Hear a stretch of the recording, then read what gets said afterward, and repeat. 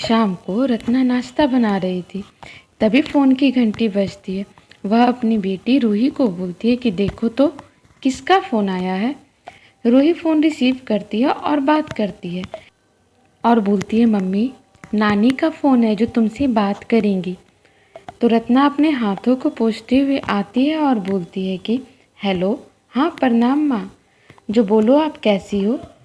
तो रत्ना की माँ बोलती है कि मैं ठीक हूँ बेटा, पापा की तबीयत थोड़ी ठीक नहीं है, जो तुम्हें बहुत याद कर रहे हैं। तो रत्ना बोलती है कि मम्मी, मैं गौरव से बात करके आपको जल्दी ही बताती हूँ, जो आप बिल्कुल परेशान मत हो। मैं आती हूँ माँ, मैं जल्द ही आती हूँ मिलने को। शाम को जब रत्ना अपने पति गौरव को फ़ोन करती है और सारी बातें बताती है, तो गौरव बोलते हैं कि अभी तो मेरे पास समय नहीं है, अभी छुट्टी भी नहीं ले सकता हूँ। एक काम करो, तुम और दोनों बच्चों को लेकर चली जाओ। तो रत्ना बोलती है अच्छा ठीक है, जो आप टिकट करवा दीजिए, मैं चली जाऊँगी। रत्ना अपने मम्मी पापा की इकलौती बेटी थी, जिसकी शादी जामनगर में हुई थी। उसके हस्बैंड का हर 4 साल में ट्रांसफ़र होते रहता था। इस वजह से वह अपने दोनों बच्चों के साथ जामनगर में ही रहती थी, क्योंकि इससे बच्चों की पढ़ाई डिस्टर्ब होती थी। इसी वजह से अपने मम्मी पापा को देखने के लिए उसे अकेले ही जाना पड़ रहा था।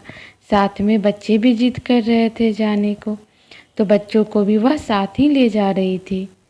रात की ट्रेन में टिकट बुक हुई थी, क्योंकि दिन की ट्रेनों में पूजा के कारण बहुत भीड़ था। इस वजह से टिकट नहीं मिल रहा था और बुक करने पर भी वेटिंग में शो कर रहा था। तो मजबूरी में रात में ही उसे गांव जाने के लिए निकलना पड़ा। लेकिन परेशानी यह भी थी कि रास्ते में उसे दूसरी ट्रेन चेंज करना पड़ता था गांव जाने के लिए, जो कि रात में 12 बजे था। इस वजह से वह थोड़ी परेशान थी, लेकिन जाना तो था ही। लेकिन वह सोचती है कि कोई बात नहीं, कोई दिक्कत नहीं होगी। जब वह अपने गांव जाने के लिए निकलती है, तो रात में जब वह स्टेशन पर उतरकर दूसरी ट्रेन आने का वेट करते रहती है, उस समय प्लेटफॉर्म पूरी तरह से सुनसान रहता है। उसे डर भी लग रहा था, क्योंकि 2 बच्चों के साथ वह अकेली थी। खुद से ज़्यादा उसे बच्चों की फिक्र सता रही थी, लेकिन फिर भी वह बाहर से ऐसे दिखा रही थी जैसे कि कोई प्रॉब्लम नहीं है। वे लोग वहीं बैठकर ट्रेन का वेट करते रहते हैं। तभी उसे पता चलता है कि वो जो ट्रेन आने वाली थी, वो किसी कारण से कैंसिल हो चुकी है। ट्रेन के कैंसिल होने की बातें सुन रत्ना बहुत परेशान हो जाती है। उसे समझ नहीं आ रहा था कि वह क्या करे। फिर वह अपने हस्बैंड को फ़ोन करना चाहती है। जैसे ही वह पर्स से मोबाइल निकालने के लिए चैन खोलती है, तो देखती है कि पर्स में तो मोबाइल है ही नहीं। मोबाइल ही नहीं, बल्कि उसमें जो पैसे रखे हुए थे वह भी नहीं है। उसे समझ नहीं आता है कि उसका पैसा और मोबाइल गायब कैसे हो गया।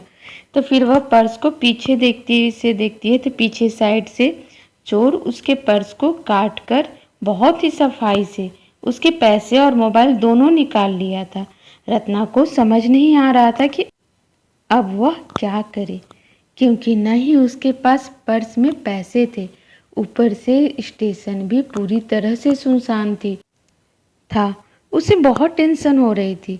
उसे खासकर खुद से ज़्यादा बच्चों की टेंशन हो रही थी कि कहीं कुछ प्रॉब्लम ना हो जाए, और अब वह बिना पैसों के घर कैसे जाएगी। उसे कुछ भी समझ नहीं आ रहा था, वो बहुत परेशान हो रही थी। वहीं पर थोड़ी दूर में एक बुजुर्ग दंपति का जोड़ा बैठा हुआ था। वे लोग रत्ना को देख रहे थे, तो उन लोग को लगता है कि शायद इसे कोई परेशानी है। फिर वो आकर पूछते हैं कि क्या हुआ बेटा, कोई परेशानी है क्या। रत्ना बोलती है नहीं नहीं, सब ठीक है। फिर आंटी बोलती है कि बेटा, अगर कोई प्रॉब्लम हो तो हमें बता सकती हो। तो रत्ना अपनी सारी बातें उन्हें बता देती है। तो वे लोग बोलते हैं कि तुम परेशान मत हो, हम लोग की ट्रेन सुबह 4 बजे आएगी और तब तक हम लोग भी तुम्हारे साथ ही रहते हैं, इससे तुम बिल्कुल भी परेशान मत हो, ठीक है। और जब हम लोग की ट्रेन आएगी उस समय तक तो सुबह भी हो जाएगी, तो उस टाइम तुम टैक्सी से अपने घर चली जाना। तो जो पैसों की चिंता तुम मत करो, जितना हो सकता है हम लोग तुम्हारी मदद ज़रूर करेंगे।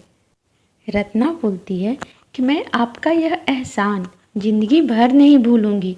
जो एक कागज़ में आप अपना मोबाइल नंबर लिखकर मुझे दे दीजिए, मैं घर जाकर आपके पैसे भेज दूंगी।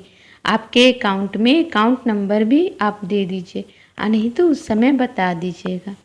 तो वे लोग बोलते हैं अच्छा ठीक है, लेकिन उसकी ज़रूरत नहीं है।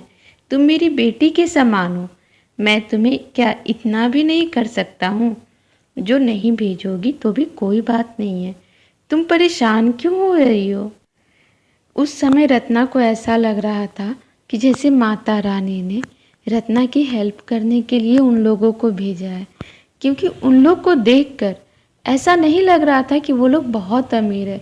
उन लोग का पहनावा सब देखकर लग रहा था कि वे लोग बहुत गरीब है, लेकिन वे लोग दिल के बहुत अमीर थे।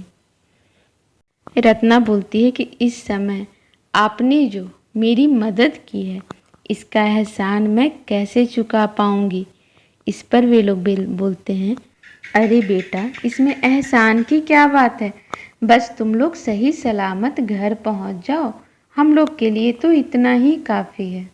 जब तक उनकी ट्रेन नहीं आती है तब तक वे लोग रत्ना के पास ही बैठे रहते हैं, और फिर जब उनकी ट्रेन आती है सुबह 4 बजे, तो उस समय वो लोग ट्रेन से चले जाते हैं और रत्ना टैक्सी से अपने गांव चली आती है। उसके बाद फिर रत्ना अपने पापा को देखती है।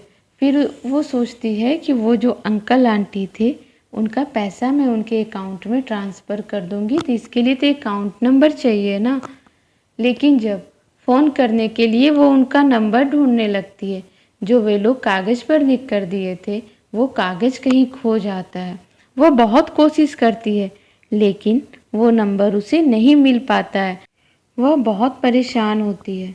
उसके पापा जब ठीक हो जाते हैं और वह वापस से जामनगर जाने लगती है, तो भी वह वहाँ स्टेशन पर उन्हें खोजती है कि शायद वे लोग उसे फिर मिल जाएं, लेकिन उन लोगों का कोई अता पता नहीं था और रत्ना के पास उनका एड्रेस भी नहीं था।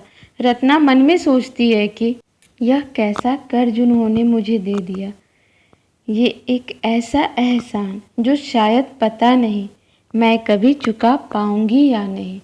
यह मलाल उसके मन में हमेशा रहता है कि काश वो नंबर नहीं खोता। वैसे भी दोस्तों, जब आप अगर कभी बहुत मुसीबत में हो और अगर उस समय कोई आपकी हेल्प करता है, आपकी मदद करता है, तो वो इंसान आपके लिए फरिश्ते से कम नहीं है। और अगर कोई अनजाना इंसान है तो वो तो सच में फरिश्ता ही है। और मेरी कहानियाँ आपको अच्छी लगती हो तो प्लीज़ मेरे चैनल को सब्सक्राइब करिए। Thank you.